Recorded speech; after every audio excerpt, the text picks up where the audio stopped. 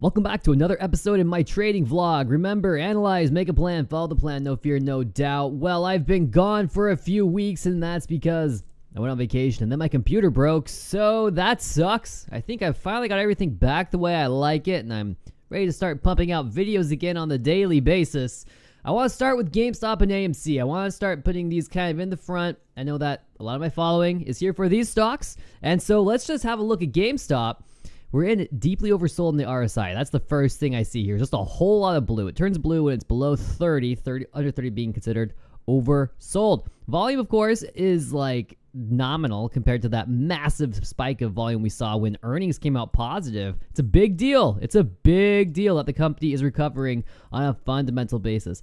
Now, whether this is just because they're cutting costs or they're actually able to make money providing services and products, it has yet to be seen. But hey, getting a positive number on the board is step one. So congratulations on that, right? And for everyone holding, geez. Now, implied volatility is still just floating above 63%. It's starting to tick up now as the price is dropping, which isn't really what we want to see. We want to see implied volatility tick up as the price is going higher if you're bullish. If you're playing the short side of this, then yeah, you're looking for a breakout of this descending broadening wedge or this earnings flag. And the price today grinding up against that trend line. It's looking pretty close. There may be a tendency for price to fill this gap down to 1833.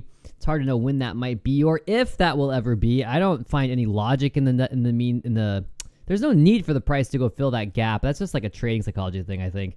At the very least, you can see the MACD is setting a higher low in its moving averages there as price is setting a lower low, and we're seeing that similar divergence establish here in the RSI as well. So we've got some bullish divergences here in RSI and MACD. So we'll be looking for that to play out, hopefully bullishly. Remember, the price leads the indicators, not the other way around. And if we start to see more downside, we will see significant downside, probably that gap fill.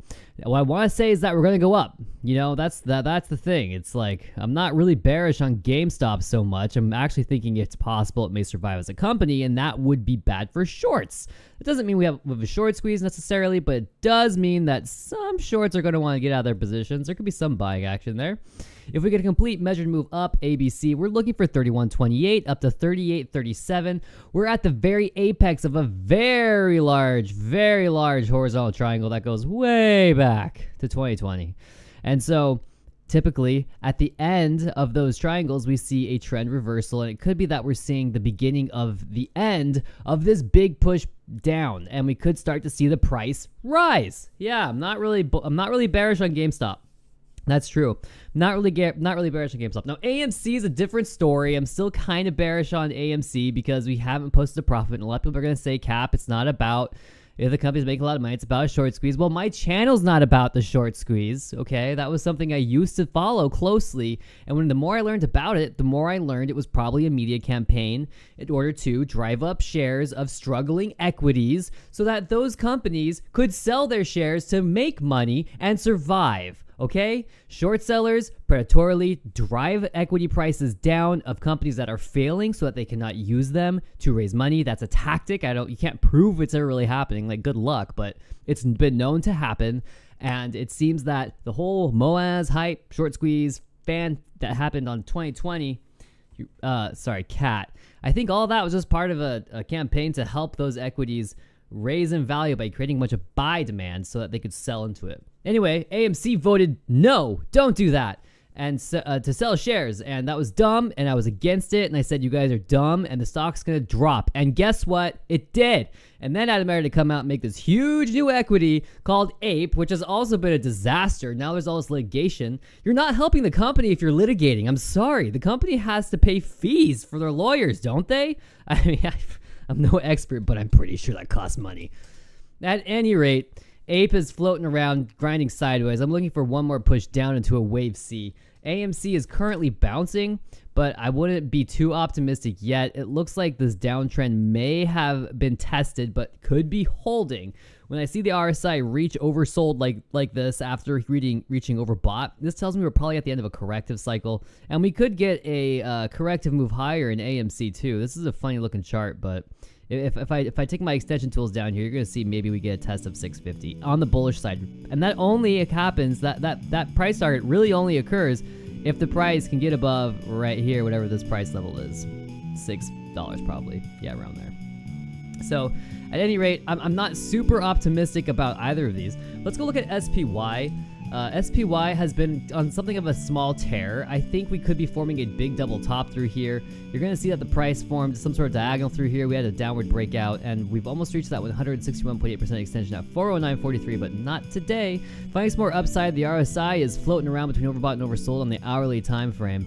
It's going to be a couple more days before we get a good resolution here to whatever's going on in SPY. You see the MACD here. It's very hard to read on the hourly time frame as it's flipping between bullish and bearish on the histogram, and those moving averages are moving very jaggedly and not very swoopy way. You can see when the price makes nice big swoops, it's easy to follow, and we can easily understand what's going on. But when you have the the MACD just floating around this neutral position, it's just like very difficult. The price is obviously grinding sideways, and it may be forming a top. We don't know that yet, but thus far on the daily time frame, I've been following the volume, and the volume has been suggesting to me that we aren't going to be up here for so much longer.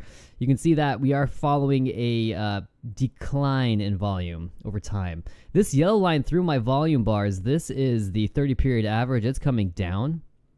You're going to see that the MACD now, it's almost crossed where this blue short line average crosses that yellow longer period average. That's when we say, hey, now we've had like a little bearish cross.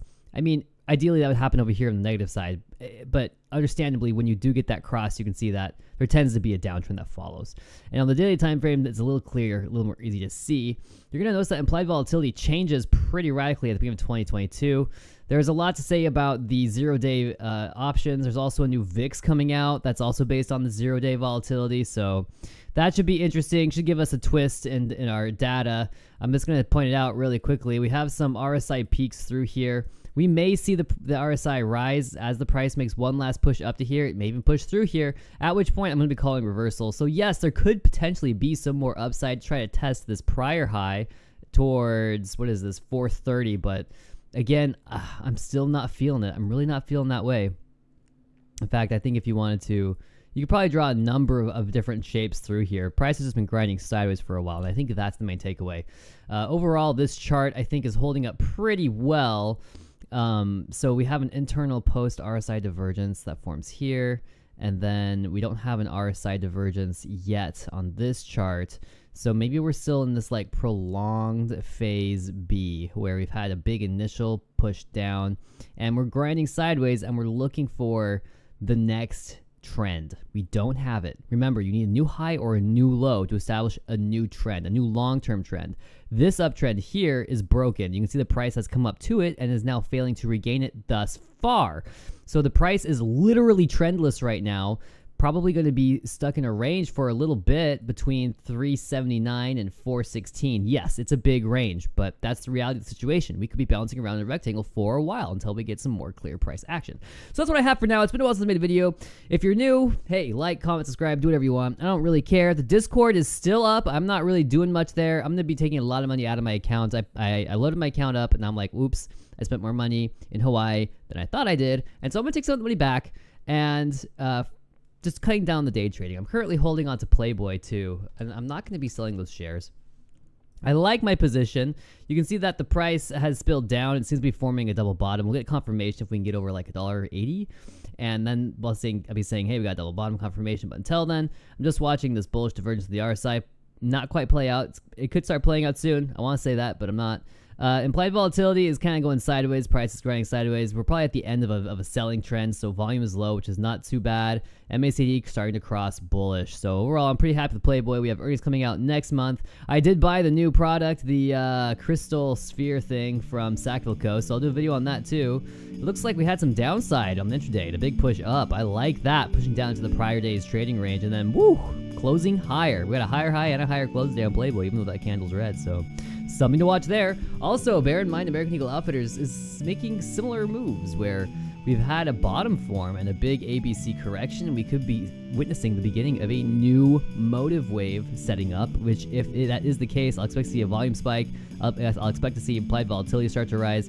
and we'll see the MACD here cross bullish as well. So looking for a push above that level at 1428 probably to confirm that move. So American Eagle Outfitters and Playboy, I'm looking happy on both of those. GameStop, I'm also feeling not so bad. AMC, always bearish, but you know, whatever. Anyway, that's what I have for now. Happy trading.